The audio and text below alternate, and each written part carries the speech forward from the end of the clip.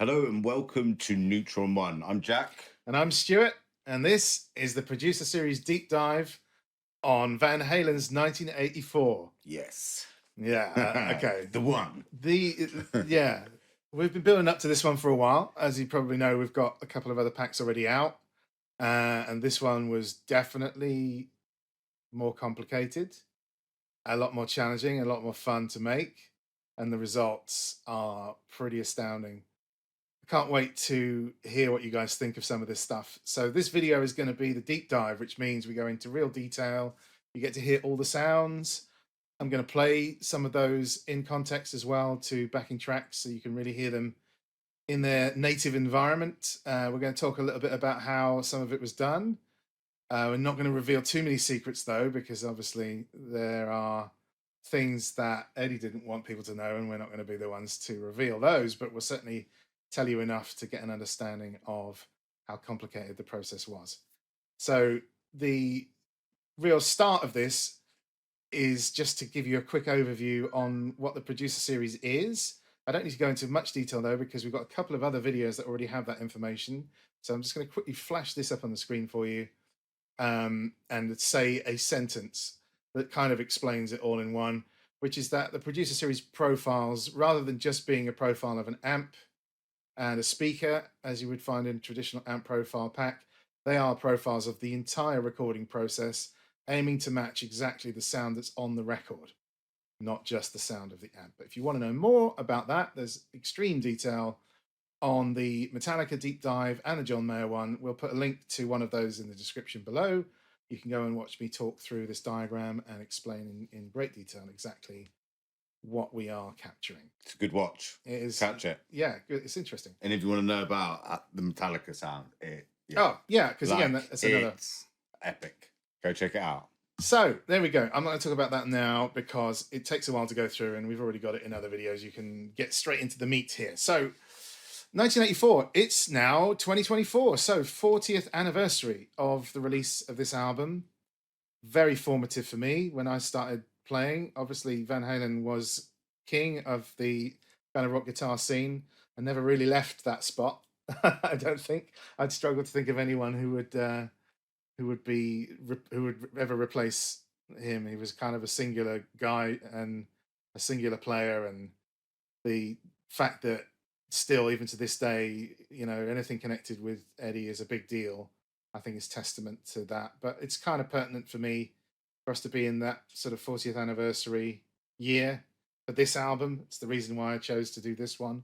I know there'll be loads of fans who are like, "Oh, why didn't you do this album? It's my favorite," or and he does have different sounds throughout his career as well, each of which is kind of iconic in its own way. But that was really the reason for me. It's kind of a nice round number. It felt like a good thing to begin with. And for me personally as well, it's something that I remember being young and learning to play as being kind of the Eddie sound. And that would be different for everybody. Obviously, whatever was their time, I'm sure, would be the defining moment for them. So that's why we're doing this album first. It's certainly not by any means the last time we're going to come back to him, I'm sure. But I just want to go through this pack. We're going to go right into every sound that we've created and chosen, talk about why and what makes each of them unique. I'm going to play as well some of them to demonstrate, and talk a little bit as well about the studio effects, because of course the producer series contains also a preset for studio effects, and this is really the first of the packs that we've done that really contains a lot of effects and a lot of quite specific effects as well. I mean, it wouldn't be exaggerating to say that I had to spend time, for example, going and finding an authentic impulse response of a racquetball court. Yeah. because they built the studio that this album was recorded in was in Eddie's house, and it was built inside a racquetball court. And actually, on some of the songs, you can hear the slightly muffled ambience of that room in the sound. So there's been some extreme detail taken here, and not that we wouldn't do that on any of these packs. That is the entire point of them, but particularly with Eddie because of the focus and the mystery surrounding his sound and how he got his sound, exactly how he used his equipment. Um, the discussions have been going on since the first day he was heard, and I'm sure will be going on for 100 years more, or more than that even. It was a, I think at the beginning of his career, it was a protective measure that he took to keep the secret of how he was getting his sound Yeah. until the band had become famous enough that he could claim that as the Van Halen sound. Because I guess it would have been a disaster if someone else had found out what he was doing. I mean, no doubt everybody loved the sound he was getting, but if they found that out and another band released a single and it was a big hit and they claimed that sound, it would have been probably his worst nightmare. So it's not a surprise to me that he kept it all quite close to his chest at the beginning. But I think later he started to enjoy it a little bit. And I've seen many interviews where he kind of doesn't necessarily reveal the answer to the question being asked. Maybe he reveals an answer to a different question, or somewhere he's just flat out fibbing, I think. And I think he got his friends in on the act as well, and it was all just a bit of fun for him. Lies. I honestly believe that at the I end, played the guitar. in the end, he was doing it for his own personal amusement. Yeah. And why not? Yeah. If you're in that position, why not enjoy it, right? But there are some things that I have discovered in the process of doing this that do explain an awful lot about why things sound the way they do. I'm not going to bust it. I'm sorry. I can't be that guy. What I know, you don't necessarily need to know to enjoy these sounds. You'll be able to hear how closely they match what's on the record. It's like Coca-Cola. It's Sorry more for the plug. personal for me. I don't like the idea of revealing secrets that he could have revealed And you don't himself. need to, because you can get it in a pack. So just enjoy it. Eddie took them to the grave, and as far as I'm concerned, I'm not the one to bust that. It was his wish. So, but you'll hear the sounds, and you'll have access to those, and they are the same. And hopefully, they will bring as much joy to every other player as they have to me.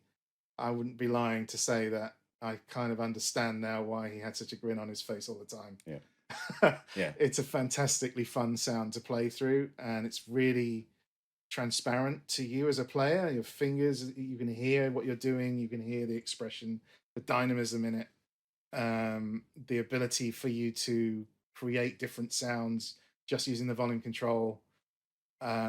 It's incredible. It's really been great fun to play, let alone to make. So we're gonna jump right in now to the actual sounds and talk first just a little bit about Jump. Yeah, that is quite fun. It wasn't intentional either. Yeah. Talk a little bit about why we've chosen these songs from the album. As you probably know, if you've seen any of the other deep dives, we try to choose 5 sounds that represent the most variety from the album. The reason for that, again, as I've explained, but it's worth mentioning again, these take a very long time to make. They're extremely complicated. Lots of research, lots of experimentation to get to the point where it's absolutely on the nose. So it's not practical for us to do every single track on an album. And I don't always believe that that's valuable either, because there isn't that much variety on most albums where guitar playing is prevalent. There tends to be certain things that a player will reuse. And that's kind of true here. But there are different guitars being used on this album.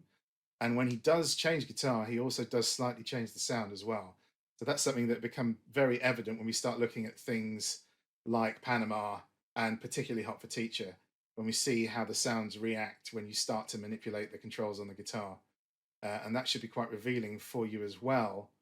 In terms of something we've talked about before, which is behavior. I use that word, and it's maybe not a commonly used word when you talk about guitar sounds, but it's really, really important for us to try to explain to you that is really what's different about what you get when the entire recording chain is recreated. As we've said before, you can quite easily take a similar sound. I mean, this is a Marshall Plexi at the heart of it. All right, an old one, but still, if you had a similar profile of a similar amplifier, no doubt you could probably just take some kind of AI or matching EQ and, like, I don't know, analyze maybe an isolated track and then apply that to your sound and possibly fool your ears. But there's just so much going on with this stuff. When you start to manipulate the guitar and do all the things that Eddie does and play the way that he does, you're going to find that there's so much missing information, um, which is why we don't do any of the sounds that way. They're all deep recreations by pieces of equipment and settings, and well, in this case as well, you have a thing like a Variac at play, which can massively change the sound even of the amp, and obviously the speaker too, which we're going to go into as well and talk about how huge a part of this sound the behavior of the speaker is, that non-linear behavior of a real speaker, and how that's ended up being maybe my favorite part of these sounds. But let's go into the first one now, and I'll talk about it a little bit before we start actually playing. I'm not going to play through the whole song for this one. It's there's not a lot going on in most of it. So this is Jump. It has a keyboard intro. I think at the time that was something that was quite a shock for a lot of rock fans. But it was Eddie's vision, and he was definitely right. It was a huge hit. I mean, that is like a massive keyboards. That's the most iconic keyboard part probably ever. Yeah, probably. Yeah. So and I think that there was the kind of not quite a consensus in the band about whether it was the right thing to do, but he was definitely proven right. But he did also put a solo on it, and it's quite an interesting one. It's a bit of a patchwork to listen to, but I get the feeling that maybe it was quite improvised, like a lot of his stuff. But it showcases the sound really well, and the sound on Jump I think is probably like the most produced sound on this album. It's got the most effects on it. It's got the kind of most smooth sound going on. He does tend to keep his sound quite raw most of the time. So this one, because of the keyboards and I think the whole feel of it, it was all about doing pop. They wanted to do a pop song that obviously with it being Van Halen, that couldn't not include guitar playing, but all of it was kind of, I think, pointing in that direction. So it's kind of interesting, and it made the sound unique on the album, and maybe, possibly unique for the whole of their career. It was not something that I heard him ever do again. But so here we go. I'm gonna play the sound. I want you to hear these sounds in isolation as well. Obviously, I'm going to play them to the track, but the tracks and the level of the guitar when I play along, I've tried to match that because I want it to be as easy as possible for you to hear how that sound is correct for the song. But equally, I'm sure there's a lot of people who would want to hear it on its own, and this is a deep dive, so why the hell not, right? So here we go.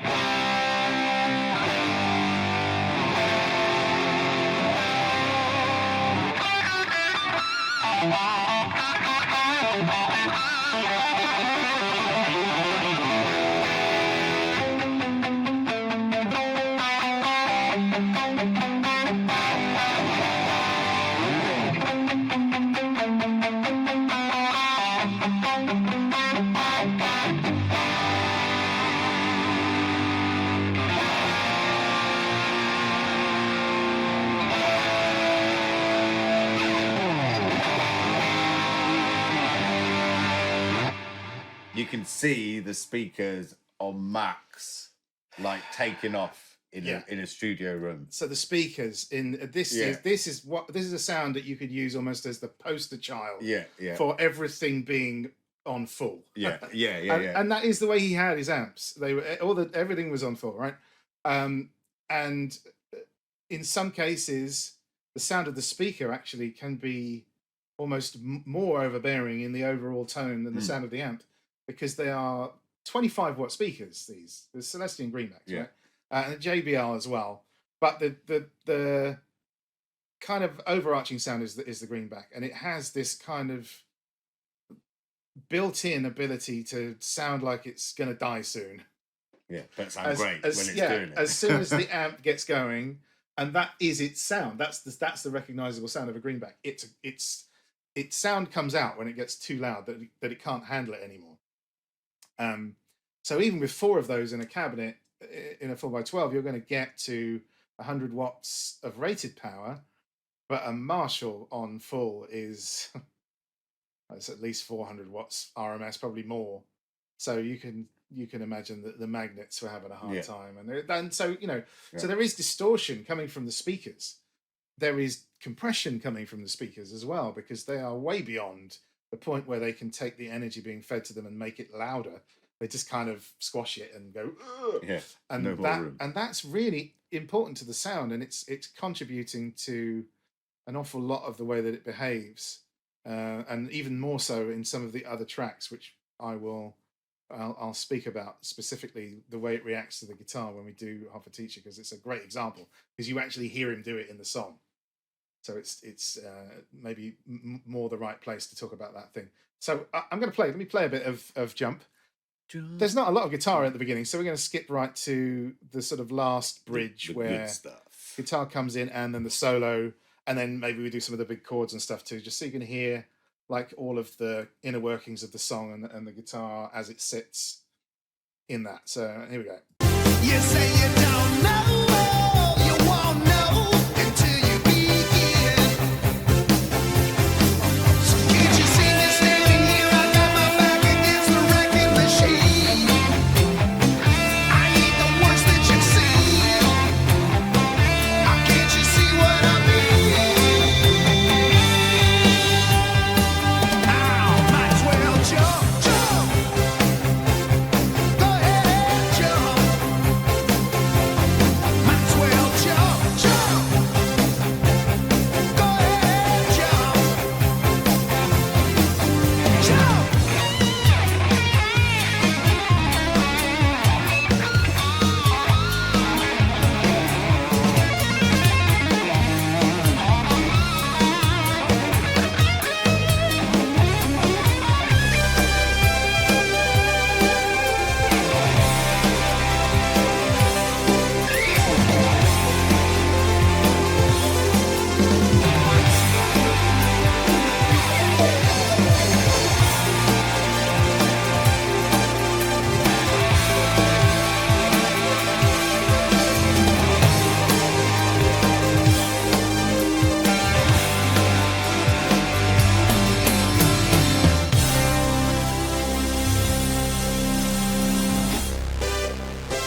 There we go. Go ahead and jump.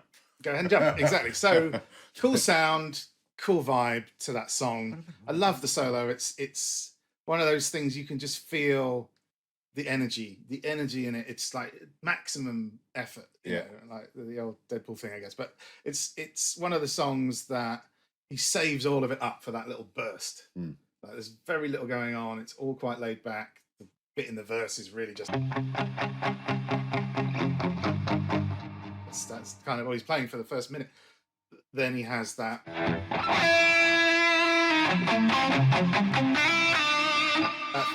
That thing. And other than that, he's kind of saving all of the energy release for the solo, and it's cool.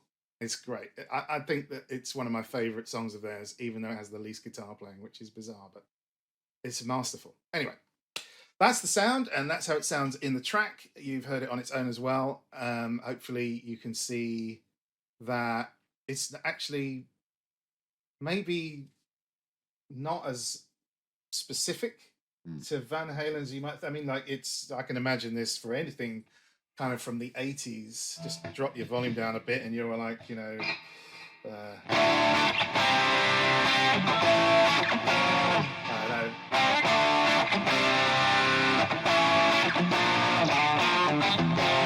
What is that? Bryan Adams, isn't it?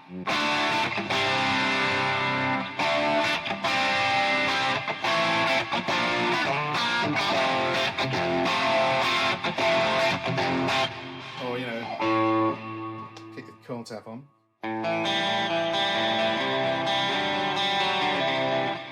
I'm sure he used a Vox AC30 on that track. Yeah, yeah. I don't know why I'm playing Bryan Adams, but the point being, it's very. Brian stole the Well, sunset. the Plexi is an Yeah. extremely versatile amp, and actually, the kind of core tone of what was going on for a lot of players in the 80s came from Eddie. Yeah. So, of course, it started to become Yeah. prevalent everywhere. And then when you listen to it out of context, even the sound, I think his version of it is much nicer than most other people's, because obviously he had that secret sauce of the way that he specifically used and set things up that gave it just, I think, a little bit more character, because there was just more speaker, more power amp saturation, Yeah.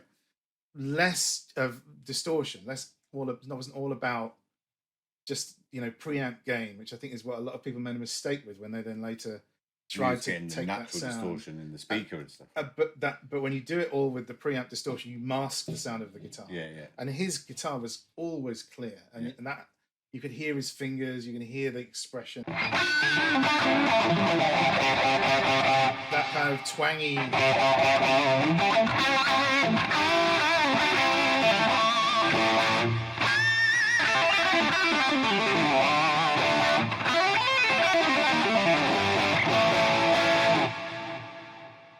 You hear the fingers in the playing through it, even though it sounds really overdriven. It's actually layer upon layer upon layer of overdrive being created by different things that has complexity in it, and also it doesn't mask the sound of the guitar as much as if it was all coming from a single source of more overdrive, right? And I think that actually is what's magical about the way that these sounds work, the musical nature of hearing more of the instrument and more of the player. So let's jump. Let's move on. Right, now there's a reason why we have another guitar, and in fact we'll have another guitar for every song, and that is because Eddie didn't really use a tuner much, I don't think. At least it doesn't seem that way. If you listen to the album, it seems like, and obviously I'm only speculating, but it seems very much like he's tuned his guitar to itself, which I'm saying because if you listen to the songs, the guitar is the chords are very in tune with themselves, which is actually not the way a guitar works. It's not an equally tempered instrument. So at some place or other, it's always out of tune with itself. Even when you tune it perfectly on a tuner, you play a chord down here and one up here, and they're not. And even if your intonation is perfect, it's just the way they are. So I think that he favoured tuning his guitar to itself, maybe using harmonics, and then once he had it good, he would have the rest of the band tuned to him, and then cut the song. That's my guess. As a producer, I'm thinking that that's the only reason that I can really fathom why it would be a different tuning on every song. So that's why we're changing guitars every time. So Half a Teacher is a perfect example of behavior, and hopefully now we can really crystallize this word when I show you exactly what I mean rather than trying to describe it. It's not so easy when you don't have an example, but this is great because Eddie plays through the song on the same guitar. He's slightly cheating. It's going to be a lot harder for me. He was using a Gibson Flying V, and he had separate volume controls for the two pickups, which means that he could set up a clean sound on his neck pickup.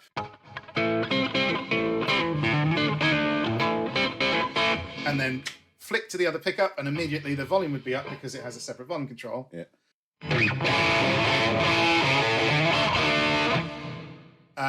Without having to like I'm going to have to do. So you're going to have to excuse ambience. That sounds incredible. Yeah, that's the basketball. The racquetball court. Yeah, go back and listen to that bit.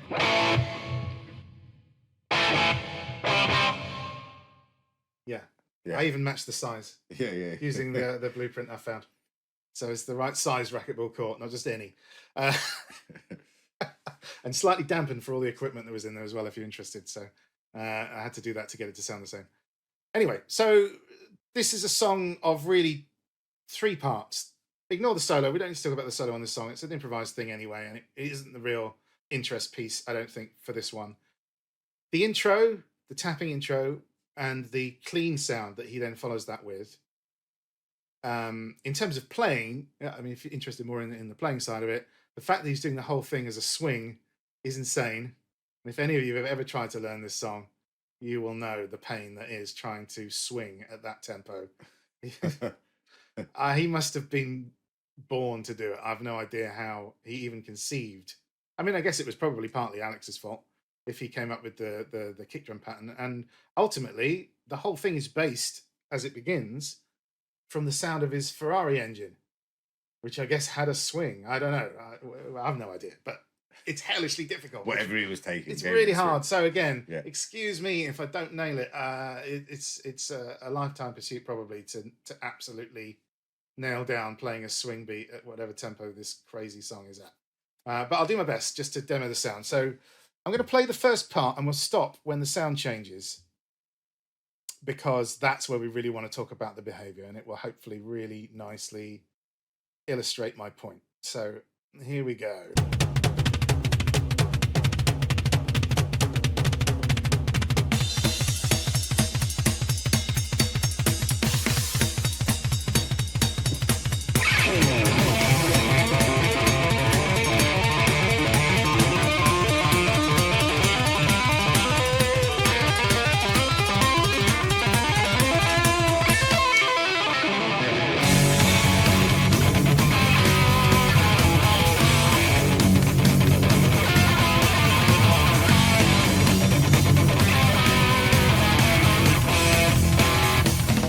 Right.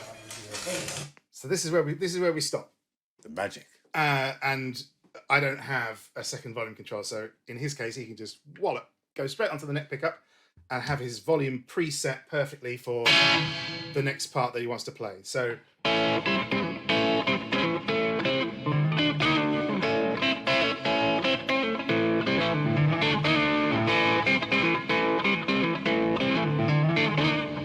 So I think we've got the reverb a little bit high. I'm going to turn it down a bit, just a tad, so that we can hear the sound a bit more.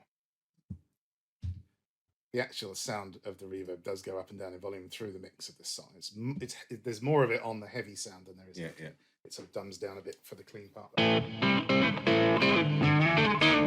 Right, so that sound is just the neck pickup with the volume turned right down. And here's I guess the part where we talk about the behavior. If you listen to the sound.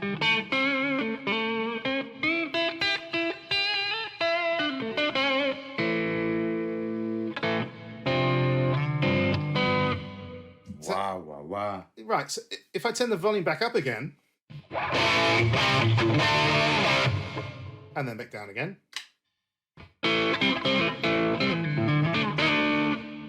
here's what's evident. It doesn't get any quieter.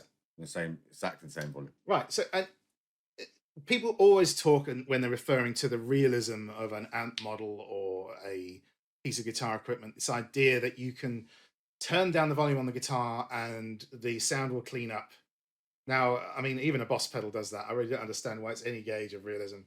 But what is a gauge of realism in terms of the behavior, the non-linear behavior of the power amp and the speaker of a loud, and the microphone as well, actually, which is also non-linear, of a loud recording of a guitar amp, is the fact that the speaker's inability to get louder acts as a natural compressor, and the power amp's inability to get more power, mainly because of the fact, in this case, they're using a Variac, which is quite low in voltage going into the amp, means that it can only get to a certain volume before it can't get any louder. Yeah. And actually, the way that this is balanced, and clearly the way that he has adjusted it, is so that that point is perfectly where he gets a nice clean sound. I mean, you can go almost totally.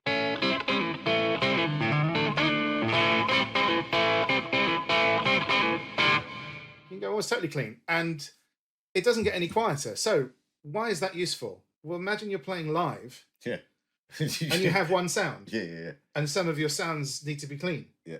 If you didn't have that behavior, then you turn the volume down, you get a lovely clean sound that nobody can hear over the drums. Yeah. Because it's going to get, that is what normally does happen with most amp models, unfortunately, because they don't contain non-linear speaker behavior. They may contain non-linear preamp behavior, like the distortion in the amp itself, but the things that come after it, actually, when you start talking about it being really loud, those are all missing. Yeah. So I personally wasn't aware quite of how much of a difference it made until I started making these sounds and playing them, and realized that when I went to use a different sound after finishing the pack, that I was really missing something. Still quite a way away. Well, no, I missed it. I was like, what the hell? Why? I need to go back to that and find what is the thing about this that I'm craving, that I just want to play it all the time. That behavior is, to me as a player, is something that I'm feeling I don't want to let go of. I don't want it to not be there. I want to put that on every sound, you know. And actually that led to an understanding of just how important the speaker was, and why that is not part of other sounds that we're used to playing through. And it's mainly due to the fact that we're using impulse responses Mm. that can't capture those dynamics. It's not capable of it. An impulse response, as you probably know by now, is really just an equalizer with a bit of ambience as well. But it's a complicated EQ curve. And so, I mean, a speaker really is only an equalizer when it's extremely quiet. And all of these sounds that we are Yeah. getting into, they're Yeah. all loud. Yeah, when you get right to the top, it's nothing there because it can't. But Isn't it? yeah, so it's the same EQ. I mean, like it's the same Yeah, yeah, frequencies, but it doesn't have the behavior. As in, The when you turn feel it down, and- it's going to clean the preamp up, Yeah. and the power, and maybe the sound will get clean, but it won't stay the same volume. Right. So this is.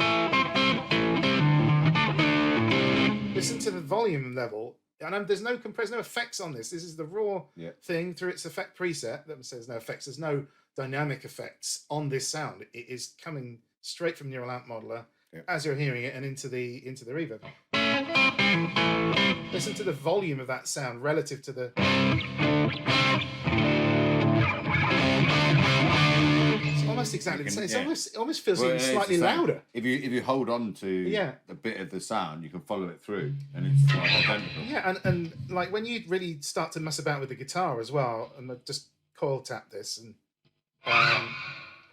take the volume right down, you can start to get these kind of really interesting, again, very 80s. But there's a clean sound living inside of this, Yeah. which is usable all the time without any. There's no kind of downside to it in the way that you would traditionally find where you could get the sound maybe, but then it would be quiet, and so you can't use that in a live scenario Yeah. as a tool The to replace the need for another channel. the This you absolutely can, and that's what he did. But This is what he did. the feedback from the guys that are using it live, who've gone straight to live with it, that's exactly what they do. They're just like, it's amazing. I can sit there and I can play this beautiful thing, then I can rip into a solo, and it's bosh. Yeah, Yeah. I mean, it's a revelation. And so anyway, the There's- long and short of that is clearly I wanted to dig into that, and it's turning into a new product, which will be a non-linear, completely natural behaving speaker simulation that you'll be able to then apply to other sounds to get some of that back, get some of this to happen. Obviously, it requires the the source sound to also be properly modeled in a non-linear way, but that is the case, I think, for the majority of amp models that are out there. So the speaker could well be the missing link, and we're hoping that that will allow for people to kind of put a bit of that loudspeaker sound onto their own current thing that they like, Yeah. and start to understand how important it is, and how big of a change it makes to the sound and the feel specifically. Okay, so here we are again. Another guitar, another song. This is Panama. So this guitar is suited for Panama for a couple of reasons. Firstly, it is a very nice Squier Contemporary Series Strat. So the guitar that he used for a lot of stuff back at that time was his Frankenstein thing, Frankenstrat, which was kind of a Charvel piece guitar, bits and pieces from the Charvel company as they were then, who sold something called Boogie Bodies, which I think was like, literally bits and pieces. They would sell necks and bodies and parts, and people would buy them and put them together. So that, and I think even the ones that he had were rejects. And I'm pretty sure they were unpainted as well to start with, before he started putting stripes and spray paint on them and stuff, and like reflectors, like from the truck stop. Yeah. Reflectors on the back to Yeah. reflect the lights onto the audience. But at the base, it's a Strat with a pickup in it that he's taken out of an old Gibson ES335. So this is a Strat, and the pickups in it are Gibson pickups from not an old ES335. I'm not going to go back to the 50s and rip one apart to do this demo, sorry. But they are from a new-ish Les Paul. They are the new Burst Buckets. They sound great. They sound very Gibson. And basically, I think if you had to summarize the sound of Eddie's guitar, especially in that mid-period of the 80s, then it would be a Fender guitar with Gibson pickups in it. I think it would be probably the the best way to describe the DNA of the instrument he was playing. Obviously with a Floyd Rose as well. The only difference in his case is that he had disconnected the neck pickup completely, so there was no neck pickup effectively in the Frankenstrat, and so he played just with the bridge pickup always engaged and a volume control, and that was it. And still perfectly useful when you've got a sound, as we were discussing in the last songs section, that's capable of transforming into, you know, another channel effectively. Like if you had an amp with a clean channel and an overdrive channel, I mean, he just turns his volume down and it's got all of the utility of that. So it kind of explains how he was able to spend like almost 2 decades of his career playing through one sound. Yeah. It's kind of awe-inspiring, actually. You can think Yeah. about all he achieved with that. And it was all just his playing and, you know, one volume control and one pickup. Crazy. So Panama is a different sound, and it's the Frankenstrat sound, because it had a kind of an interesting thing going on with the pickup. It was very slightly not as loud on one coil as it was on the other. And that gave it a little bit of a bright sound, a very bright sound, actually. And so I think that in the cases where he was using that guitar for recording, it seems to me like he's really adjusted the amp. As you probably know, on a Plexi, you have the bright channel and the normal channel. And it's pretty well known that he had his jumper so that he could blend the two and have a bit of each. And for the rounder sounding guitars, you can definitely hear there's a little bit of the treble channel added in to make them sound a bit more like the Frankenstrat does. But when you use the Gibson pickup into the Marshall, particularly the older Gibson pickups actually were very, very bright anyway, but that one even more so because of its slight, maybe through tinkering, was slightly changed, damage. Maybe it was intentional, maybe it wasn't, but it was clearly quite a twanger. So he would have backed down completely on the treble channel when using that guitar for recording, and you can hear it's a warmer sound when he turns the volume down. So Panama's a great example for it. In order to demonstrate it fully, I think I'm going to have to play this song all the way through. There's a long section in the solo where there is again behavior that your ears should immediately recognize as authentic when he turns the volume down and starts playing the slower part of the solo. If I'd used one of the other sounds, it wouldn't work, because it would, when you turn it down, it would become very bright. When you have even a small amount of the treble channel in a Plexi turned in, and then you feed it less volume, it's incredibly bright. It's really twangy, almost like it will turn anything into a Telecaster immediately, you know. Whereas when he turns the volume down in the solo on this track, he has this really lovely, warm, throaty sound, even though the pickup is insanely bright. So that's kind of, that leads you to understand what he's probably done with the amplifier. And maybe, you know, some pre-EQ involved as well. Again, I'm not going to get too into the secrets, but I'm pretty sure he had an EQ pedal on for some of the songs and off for others.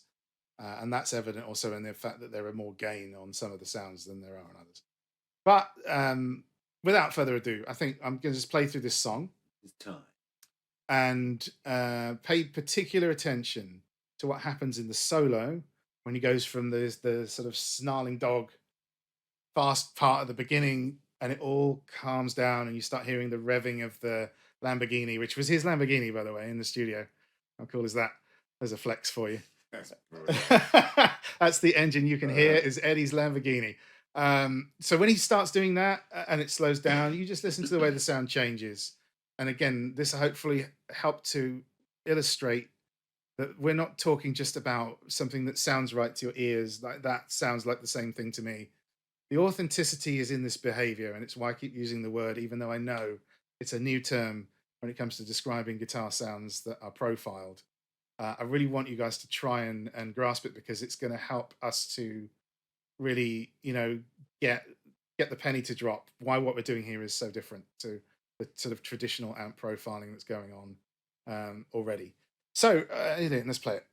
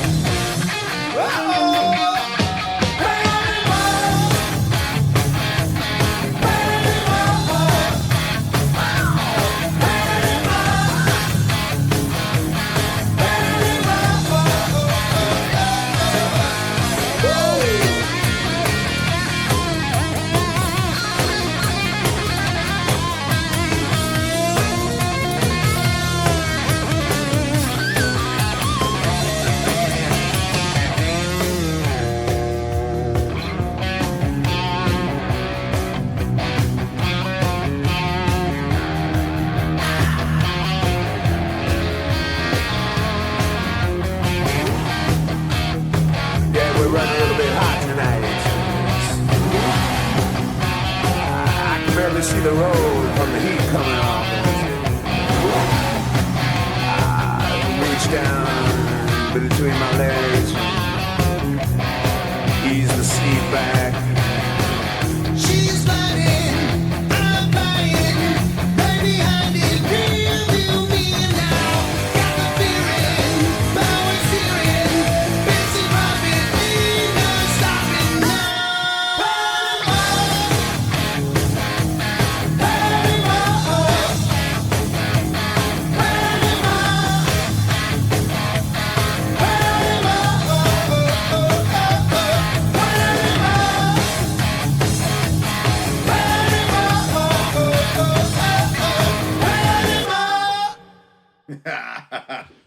That was brilliant. Right, there we go. A few mistakes in there. Eddie, forgive me. We I love tried my best. character. So yeah, really interesting to me what happens to the sound when you turn the volume down. In this case, it's kind of the opposite of what you'd expect on a Marshall. Normally, you turn the volume down on the guitar and it gets bright and twangy. When you do it on this sound, it becomes this kind of lovely warm thing that's Yeah. just got an real organic feel to it. Smooth. And the expression as well. It just it's great, and it's one of the reasons why that's such a cool solo. I think is just that contrast of like going straight with that kind of hard bluesy style, double stop bending and all that kind of thing going on, and then it just comes down with the vibe of the drums coming down as well, and it has that really lovely warm mellow sound. So yeah, cool. Had to really play that one through, I think, for that to make sense. So hopefully you could see what I was trying to explain with that. Hopefully the playing was good enough for you to get a feel for the sound. And that really is it for Panama. I think we'll move on now. So another guitar, another song. Right then, another guitar. My Another favourite. guitar. So off of the 80s, old school Marshall Charvel. Perfect replica. Perfect replica. Perfect as you replica. can Yeah, see. it's absolutely not just some Absolutely electrical not. tape that I've just stuck on here. £58 million on. But then it makes it better because if it's a real replica, you have to do it yourself. Yeah. Because he did it all himself. Yeah. So that's my argument. No, I'm sticking to it for this. An old Charvel. And a couple of modern additions here just to keep my sanity. One of those is locking tuners. The other is locking saddles, the new Wilkinson ones that Pete Thorne got everybody talking about. They lock the strings, keep it in tune, basically with these two, pretty much as good as a Floyd Rose. Perhaps if you go really wild, that might go out of tune, but it's not bad. And perfect for this example. The pickup in here is a Seymour Duncan JB, an old one. They do sound a little different to the new ones, but if you go and read up on that, you'll find out how. But the reason for assembling something really as similar as I could get to the Frankenstrat here is there's something funny going on with this sound. So this sound is Beat It. Now, I know this is not on the album, but it was done at the same time. And it's interesting for several reasons. One of the most interesting things about Beat It compared to a lot of other Van Halen recordings is the fact that there were other people there, which means there actually is some good information about what was going on. Yeah. And those maybe aren't as revelatory as you would hope because the sound is also unique. Things were done differently on this session, and they resulted in a very different sound to certainly the 1984 album or any other Van Halen recording. Even though it was Eddie and his guy, his engineer, who did all of the other recordings that got the sound, there were some interesting little things about this session that after a bit of digging led me down a slightly different path to understanding why it sounds different. And that to me made it highly desirable to put on this pack simply because, well, I mean, I'm not going to rule out doing a Michael Jackson pack. There are a lot of great guitar players who play with Michael. I would love that. No, I bet you would. You're a big fan. I know that. But for the moment, at least, it was kind of a missed opportunity, a little Easter egg, if you will, and a bit of fun to hear a slightly different take on his sound, and maybe also to understand some of the reasons why it's different, which I thought were fascinating. But I mean, maybe that's just me. So, what do we know about the Beat It session that is different to the rest of what he was doing at that time? There are two key things. It was mixed by somebody different. It's a Michael Jackson song, so it would have been mixed by Bruce Swidien, the master. god to us audio engineers, the guy who literally wrote the book on mic technique. And so, his tastes are going to be different to the way that it would have been mixed if it was a Van Halen record. It's not as pure rock. I think Michael wanted a rock song, but he wanted a rock pop song, and certainly went through the filter of his production engine, Bruce mixing it and recording all of the stuff other than the solo. And, of course, Quincy Jones and his sensibilities about blending sounds and trying to make something really unique for Michael every time, which definitely they achieved here. So the main kind of interest piece for me was the fact there was another guitar player on the session, and it's a guitar player who I love, not just for his playing, but also because he's very knowledgeable and he shares that knowledge in interviews, which you can imagine for me is extremely useful. So whether you realize it or not, Steve Lukather from Toto was actually the guy who played everything other than the solo on Beat It, all the other guitar parts, with a bit of Paul Jackson Jr., I think, as well. But the kind of the rockier stuff that wasn't the full Eddie was played by Steve Lukather, and he was there in the studio, and there are even photos of the two of them together, so I know they were there at the same time. And Steve has talked in interviews subsequently about that session and revealed some things maybe that he didn't realize were quite as significant as they would have been to me getting that sound. Why would he think that? He wouldn't know. But the most important one is the amp used on the day was hired. It wasn't Eddie's amp. They had an amp delivered, he hired one in. And to me, that was immediately an interest point, because I thought, well, here we're going to now hear what's different about his amp to a standard one that he's hired. Although, of course, he did still use the Variac. So there were a lot of differences, and this sound has been mixed differently too. And it's also had a whacking, great big brick wall, 5 kilohertz low pass filter put on it, cutting all the high frequencies above that and making it a really nice, smooth sound, which obviously fitted much better with Michael's music than more of a brash tone that you would get if you left all that high frequency action going wild, particularly in this case. Because why is it significant that the amp is hired? Eddie uses a Variac, and that's well known and documented. But he also compensates slightly for the effect of the Variac, I think, on his own amps by having them biased slightly hotter, if not quite a lot hotter, than they would normally be if they were fed the full voltage. And this offsets a little bit of the fizzy fuzzy stuff that goes on when you starve the circuit of power. And it gives a slightly more full sound when you just balance it a little bit with a higher bias. Now, I was speculating, but I can pretty much say for certain, listening to the raw tracks and having gone through the process of trying to get the behavior the same, as that word again, it's extremely important, and we'll demonstrate it as well, that there definitely was no rebiasing going on the hired amplifier, and he was still using a Variac. And that caused some very unique behavior that we are able to experience now because we've got it kind of available to actually play. So let me show you a little bit of what that is. And it's basically the guitar becomes sort of very microphonic. And I don't mean that in like it's squealing and feeding back traditionally like you think a pickup. I mean the guitar becomes microphonic because when you starve the circuit of voltage, you create immense compression in the power stage. Similarly to how we were talking about a speaker where you're feeding it energy, but it isn't able to turn that energy into movement, so it doesn't get any louder. When you starve the power amp of energy, and then you ask it to amplify, it can't do that, and so it doesn't get any louder, so you get compression. But it actually, because it's a valve circuit, tube circuit, for everyone who's not in the UK, it doesn't do that evenly. It's not linear. It's not going to do exactly the same amount of compression like a studio compressor would across the entire frequency range.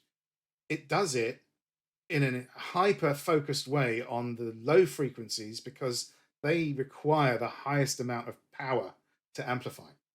You think about the movement of a speaker when it's reproducing high frequencies. Usually you'd have a 1-inch tweeter in your hi-fi speaker doing all of your high frequencies, and you can't even see that move. And then you contrast that with the bass speaker, the woofer. When you've got your speaker up loud, you can see it moving. You can feel the air moving. Huge amounts more energy required in order to translate that want, produce low frequency into actual movement. So the combination of putting a low pass filter, which is cutting the high frequency energy in the resulting signal massively, it's almost a brick wall, and it's a very sharp shelf where it's attenuating all the high frequency sound, combined with the low frequency sound being hyper compressed by that situation, you end up with a guitar that sounds like a bass drum.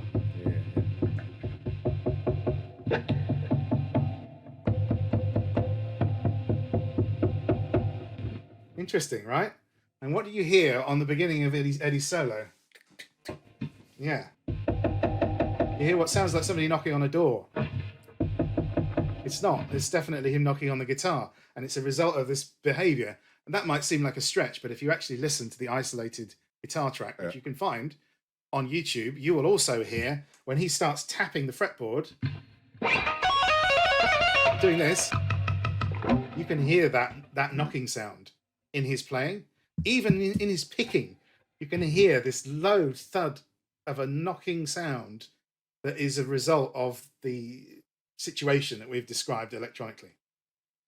So for me, when I heard that sound, that was obviously the beginning of me trying to work out what the hell was going on. I could hear it was different, but through that journey and just from that one thing that Steve Lukather revealed, that the amp was hired, that's how we ended up actually working it out and getting it there. And so this sound, Out the gold. this sound behaves the same way, Yeah. right? So if that's something that you're interested in, then hopefully you got something from that little story.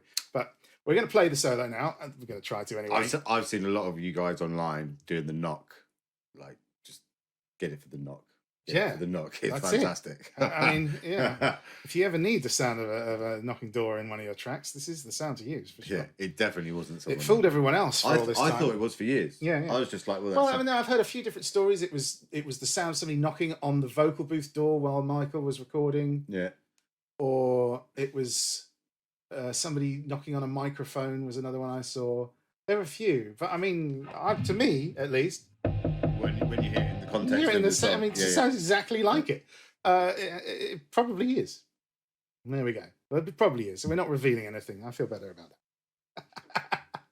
Here we go. Let's have a go at this. This is not an easy one.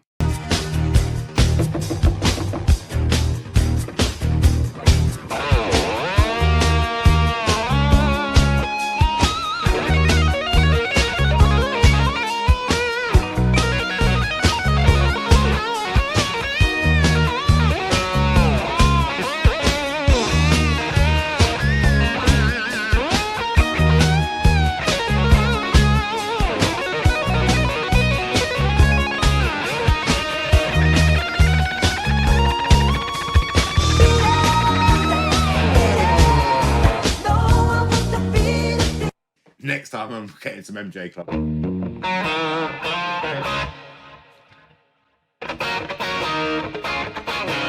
So I look forward to all of the samples of people knocking the vocal room doorbell. Yeah. That to me. I seems- mean, I don't know. Can we officially release that as a mystery solved? The knocking sound. well, MythBusters will be onto it, but I think we can. I think if they hit it, if Yeah. they took that on, if the MythBusters did it would be upheld. Yeah. I think that would. I'm be, going to reach out to him. I was watching the show last night. I love that. I don't think that that's something that we should feel bad about No, confirming. no, Pretty sure. no. I mean, if you'd like it on its own for you to analyze, Yeah. maybe without the reverb on as well, because of course it's not on at that point, is it? We could just have to mute that. I don't know. To me, it's all there. Busted. That's the magic. But it is the magic, right? That's the behavior. yeah. So again, when you start playing the sound,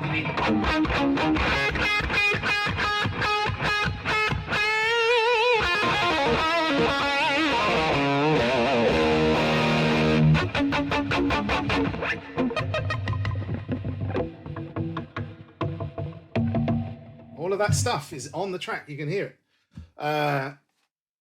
What fun! Yeah. How many people are going to be there knocking? I don't know. Anyway, Hello? so that for me was a real interest piece, and I'm really pleased that we put it on here. I know it wasn't on the album, but sometimes it's good to just embrace what feels like the right thing to do, and for me that did. So there it is. We got one more track left to go through, and it's not a long process because we're only really looking at the beginning of it, and it's more sort of behavioral stuff. It's Drop Dead Legs. So I'm gonna. And you would have already stopped and got the pack, and you're going to be knocking on your guitars right now. Exactly, yeah. So welcome back. That's it. everyone. Yeah, we look forward to the knocking video knocking. Yeah. pandemic that's about to occur. Yeah. Right. So Drop Dead Legs. Another tuning. So another guitar. This guitar, I don't know if you're aware of these. They're pretty odd, pretty rare. Steve Stevens, the guy who plays for Billy Idol, had a long-standing relationship with Hamer, but very famously had his favourite guitar, which was a Charvel as well. His career and Eddie's intermingled at all kinds of points. There are loads of stories about those two guys. They were friends for sure. Eddie even gave Steve a bunch of guitars and amps and stuff when he started doing his tour with Vince Neil, I think it was. And he just couldn't get the sound he wanted. And Ed was like, just went in the back of the truck and handed him a bunch of, Music Man, would have been Music Man, Eddie Van Halen models, which are all worth 10 grand each at least now, I would have thought. Yeah. But, what a guy. That it did happen. I know it did. I've seen the guitars. I've seen Steve playing them. So I sort of heard the story, but I think I actually heard it from Steve Stevens as well at some point. So I knew that it was the truth, which just makes me happy. I don't know why, to think that he was like that. Well, what Just a a great good guy. guy. But anyway, so Steve's taste in guitars clearly very similar to Eddie's. This is really a kind of very slightly evolved version of Eddie's Strat, right?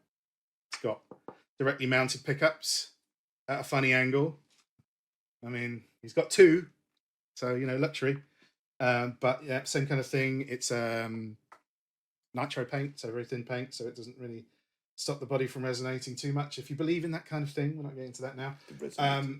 And a very similar kind of neck to what would have been on an old Charvel, which would have been a modified or hot rodded Fender style guitar, rather than what they turned into in modern times, which is that very specific thin neck type thing. And I think the original as well, mine certainly is, had a much more Fender-like feel to them.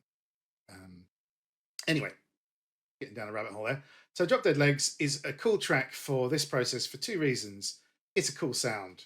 It doesn't have loads of effects on, so that makes it different to the others that we've done already. But another reason that it's really cool is that the intro to the song is just the guitar on its own, which, as you can imagine, makes it very easy for you to start listening in detail to exactly what the sound is doing. And what the sound is doing is more behavior. Again, this kind of thing that we were talking about earlier on, with one slight difference in that intentionally the sound is quieter when he's got the volume turned down, because when the track comes in, they want it to go whoomp. So the guitar on the fader of the mixing console during the mix, they've turned it up.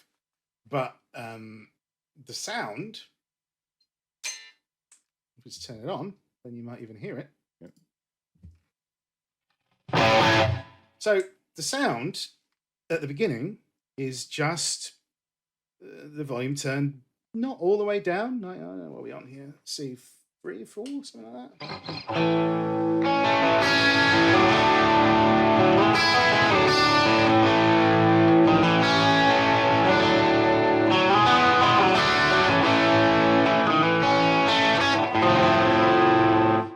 But then, after he goes down and plays that chord, the whole thing goes.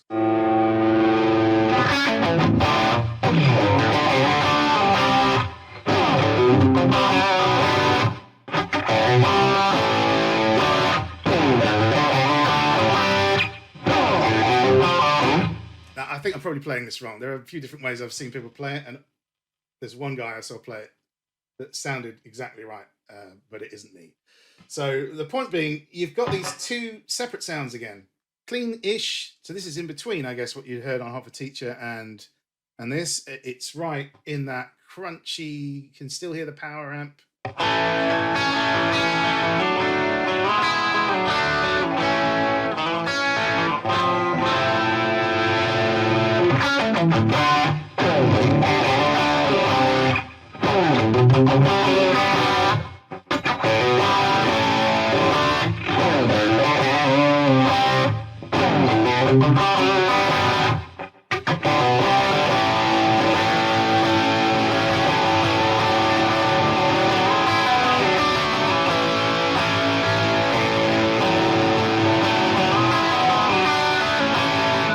So listen to that, right? When I'm playing that more full chordal type stuff, you can hear the layers that I'm talking about. The saturation of the preamp is actually quite minimal. There's not a lot of overdrive coming from the preamp part of the amp. Loads coming from the power amps. Did I just say that? And even more coming from the speaker.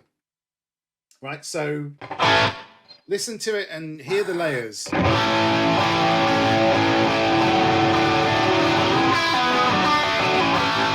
How do we know that there's not loads of gain coming from the preamp? Listen to that sort of bell-like, clean overtone. You can hear through the sound. You can hear the guitar through the sound, even though it's really overdriven. That's what shows you that there's a complex array of separate non-linear processes in effect. Yeah. If it was just preamp gain, it would, by the time you got to that amount of gain, it would have fully masked the sound of the guitar, more or less. Yeah. You would not be hearing that twangy stuff, and you can still.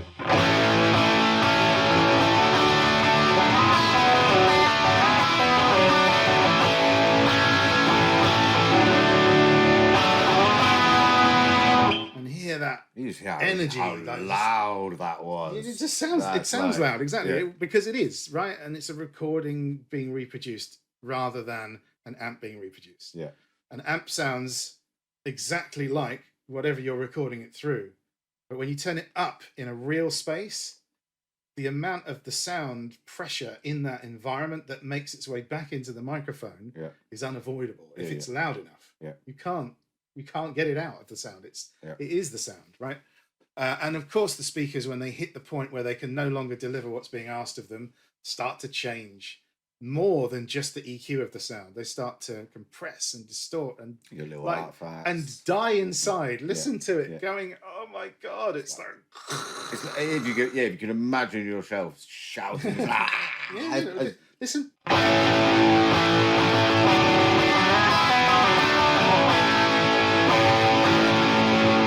And here is why the behavior matters. When you turn the volume of the guitar down, the speaker is no longer dying inside, so you don't preserve its equalization. It now has a new thing to say about that quieter sound. Yeah. And it's much more pleased about the fact that It's you're like, not- hello, I'm much.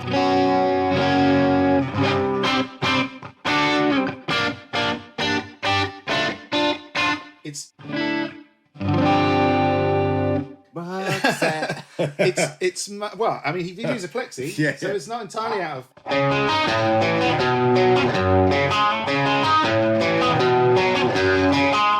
So when a guy plugs a Telecaster into a plexi and starts playing on the normal channel, and wow, doesn't that sound similar? Funnily enough, behavior. Everything that you interact with that sound with causes it to react in the same way that the real amp would in that situation, i.e. loud. Yeah. And since the sound that we're trying to get is the sound of the amp loud, and of course all the production that went on top of it, which we've not talked about in this video, but we did ask you to go and watch it. So if you didn't, then you've missed something cool. But trust me, there's a lot going on. This is not an amp profile. This is a sound profile containing an amp and a whole lot of other things, all of which massively influence what you then hear on the record itself and are important to recreating the full behavior. So I think that's full circle on that word, and I'm using it a lot for a reason, and I do explain that reason earlier, so I won't go into it again. But here is another great example of that, and it's what it's really translating into. As much as you can use it as a buzzword to say, oh, this is doing something different to other products, that's not what's important. What's important is actually the way that Eddie used the sound in the beginning as an expressive tool to translate his music from what he wanted it to sound like to what you heard. and there not be any barrier in the way of him doing that. If he doesn't have a sound that's capable of translating what he's playing into what he wants to hear, then there's going to be constant frustration. And if there's one thing we knew about Eddie, it was that if there was something that frustrated him, it was time to get out the hammer and chisel and bend it to his will, right? Yeah. So he wouldn't have settled for that. So we know that whatever experimentation took place to get things into this state where they were able to translate his emotional content into music that was pleasing to hear as well, he definitely did something right. And hopefully the sounds that we've put in the pack here that also behave that way are going to give some people a little insight into the way an amplifier can behave when it's recorded properly, when it's recorded loud, when the speakers are loud, when the amps are loud. Yeah. That's not something that was recorded at every opportunity throughout the whole of the heyday of music recording, arguably, certainly guitar recording. That's not something that was done for no good reason. It's really inconvenient to have something that loud near you. You would never do it unless you really wanted to do it. You needed to do it. It's like, no, we've tried doing it quietly. It doesn't sound the same. It doesn't have the magic. That's why these guys turned everything up and recorded it when it mattered, when they were making their album, you know, translating their art for the audience. That's why they did it, right? And when you experience the sound and when you play it and you understand what you're able to express through that type of sound as a artist, as a musician, it's really exciting. Yeah. I think it's just for me, it's like a lost secret. That's something that we've forgotten that we should have cherished and nurtured and even, you know, further improved on. And yet, this sounds like a rant. It's not. But amplifier design has changed now. Most amplifiers are being made today to sound at their best without requiring to be fully cranked because it's supremely inconvenient. There are less recording studios to go and do that in. Yeah. You can't do it on stage because it's illegal to have things that loud within, you know, earshot of people who belong to unions and have health and safety requirements, and rightly so. We don't want deaf people because their amps are too loud. That would be horrific. That's not what I'm saying, but you know, there are ways to capture the sound now. This is kind of a new era that we're entering into where, although it might seem like amp profiling has been around for a long time, and certainly digital guitar products have been around for a long time, I believe what this represents is actually a paradigm shift where now we're able to access this kind of behavior, this full experience of a sound on the most rudimentary of tools. I mean, this runs on a free plugin. Yeah. The effects also can be loaded up in a free plugin. We haven't talked much about the studio effects, but you know, there's a lot of them. Every single sound has an effect preset on this pack, which was not always the case on the others because they weren't on the original sound, so they weren't needed. But this has got a lot of it, and those are really complex as well. Multiple compounded delays, like, you know, Echoplex and old plate reverbs and the sound of the racquetball court. You know, I mean, it's funny to say it, but if you want it to be authentic, and I do absolutely want it to be authentic, you know, that's what we stand for as a company, is authenticity and maximum effort, right? There's no point in just making another Van Halen preset for the world. There are plenty of those already. There's no point in doing another Plexi amp profile and calling it Van Halen for the world. There's already plenty of those, and some of them are actually very, very good, but they aren't the sound on the record. So the purpose of this is we want to give you the sound on the record with exactly the same effects, with exactly the same behavior, so you can experience what he experienced when he was playing it. And hopefully that unlocks some insight for you as a player and gives you some kind of joy just to be able to maybe understand a bit more about why this phenomenal innovator was happy with one sound for like the majority of the heyday of his career. I know that he developed amps after that and that he diversified later. But when you consider the formative period of Van Halen, you can't deny that he just used the same thing for the whole time.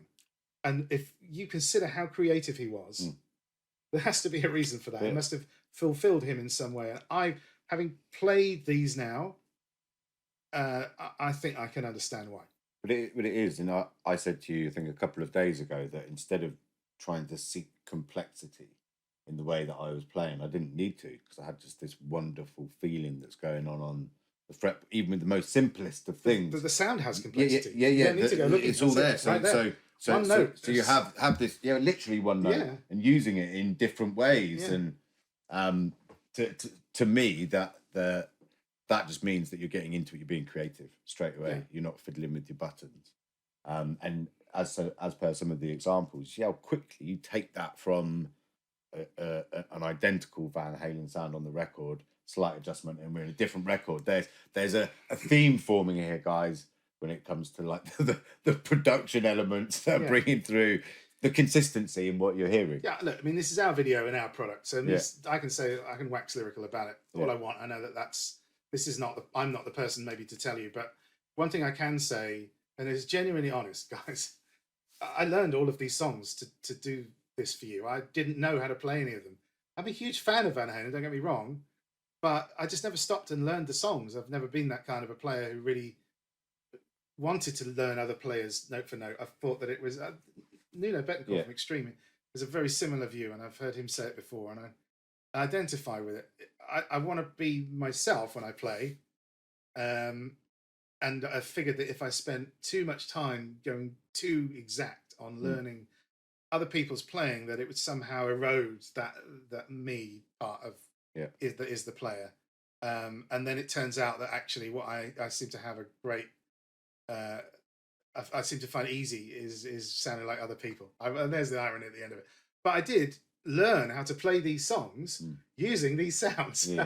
And I honestly can say that it made the process of learning what he was playing so much easier because it was doing the same thing. Yeah. So you're Like not- all the yeah. funny noises and everything that's going on when you start using the bar. You can't and get your head in the right. tapping and If you're not hearing No, what you but- want to hear, you can't. But it's like half of the story. Yeah. And I know everyone says, no, the sound isn't important. It's all in the hands. Like, no. try one of these, honestly, and see if you still No. feel the same way. Honestly, that's ridiculous. Of course, it matters that you can play. Yeah. I'm not saying it's not important, but the fact that you could think that it would be everything that matters, it just means if you believe that you've never played through a really, really loud, unleashed amp like that has given you, for me as well. I mean, remembering playing for real back in the day, those kind of things, it makes an impression on you. And maybe for the younger generation who've never been able to experience that because their environment is not conducive. It's really difficult to do now. Of course, nobody's going to miss what they've never experienced. So I really hope that now that we've been able to recreate this behavior and this sound and we're able to put it in a format that people can use conveniently, actually it could perhaps, maybe I'm dreaming, but inject a little bit of that heritage back into the guitar sounds that we're hearing people use, because now they can easily get that same sound and behavior that's on something iconic. That to even think in the process of recording an album, particularly today, because most artists have to record themselves these days. They don't have It's a hard. budget to go and get an old Plexi and do all of this. I mean, maybe there's only one guitar solo on their entire album. Yeah. Like Michael Jackson, right? Yeah. No, I'm just saying, Yeah. Having this kind of stuff, bringing it into the modern world in a convenient form, it allows for the possibility that some people may rediscover who remember how it was to record and play with these kind of sounds, but maybe some younger players who've never been able to experience that can discover it and understand why it's so important to those of us who do remember. And perhaps in some way we can bring back that kind of lost magic. Bringing it back. That's really sentimental and But- very cringy. I feel very strongly about it. For me as a player, like I said, there's nothing like it. The way that you can express what you want to with the instrument through something like that is unparalleled, and it is the reason why artists were able to play with one sound for decades. They were satisfied because it was just able to do what they needed. So no requirement for 10,000 impulse responses. Well, impulse responses can't do that, all right? So they're not applicable. But I mean, watch the space. We are tackling that problem. I want speakers sounding like speakers again in the digital world. It's And we gonna have happen. something new coming that is going to do that job. And we'll have a long video probably on that as well, explaining all the science for those of you That's going to be interested. fun. We're gonna there's gonna some scientists are coming in for that, Ah, yes. and there's going to be flip charts. Science. There's going to be formulas. There's going to be the periodic table. Well, look, we're going to put the information in Yeah. one place for people to understand. Hopefully, this demonstration alone is enough to pique your interest. I'm pretty sure that you won't have heard an impulse response behave like that before. And the reason I'm pretty sure about that is they're not capable of it. It's scientifically not possible. So Yeah. it's not, that wasn't really an opinion, it's actual fact. Yeah. So, what about doing something that can? And let's see where that leads us. We've got plenty to deal with already with all these different artists that we want to do packs for. And again, as we've said on other videos, please get involved. Tell us what you think Yeah. of what you've heard today, and tell us also what you would really think would be a great thing for us to tackle. The harder, the better, right? We've just dropped Van Halen. Yeah. This is a statement of we will take it on. We don't care how hard people think it's going to be. We are ready. We've got the tools. We've got the willingness to go deep dive and find out everything and get this stuff done as close as we possibly can, if nothing else, for the historical preservation. Yeah. I mean, don't forget, soon some of this equipment is going to be museum grade, right? It's Yeah. we're already talking 50 years old in some cases. Yeah. Pretty soon, none of it's going to work. Then how are we going to get these sounds, right? It's time to get this done and give everybody access to that magic. So hopefully you've got some opinions, strong Yeah. or otherwise, doesn't matter. We want to hear everything that you've got to say about what we're doing. This is kind of almost like a community effort at this point, where we want everybody's feelings and opinions on this subject to be part of what we're thinking about when we decide what to do next, and what we decide to tackle that is going to prove that we are up to the challenge. So, John Mayer, Metallica, Yeah, now the Van one Halen. and only Van Halen. Yes, I'm very pleased about it too. So yeah, just come and check it out. Make sure you go and see those other videos. Yes, particularly the section that explains about what the producer series is, because I think it's kind of, again, really difficult for us to separate this from a normal amp profile without explaining those things. And although it is a lot of time that you have to sit and watch, hopefully it's also quite interesting, and maybe it's something that you would not be aware of, was not a part of amp profiles, and it certainly is the reason why when you listen to a record and you hear a guitar sound and you're like, wow, Yeah. that's amazing, and then you get a profile of the same amp, maybe you don't get that same wow. That's all explained in that intro on the other video, so we'll pop it in the link description for you to have a look at. And then comments, please. Comments, questions, Yeah. anything you want to know. I'm not going to be telling you exactly how we recreated the sounds, because that's Eddie's secret and it's not for me to do. But obviously any questions about product and what we might be looking at doing next, and anything else you want to know, please ask and I'll be happy to answer. Finally, prizes for the best knock. Yeah. Now beat it. I'm Jack. I'm Stuart. It's Till Neutral next Monk. time. See ya.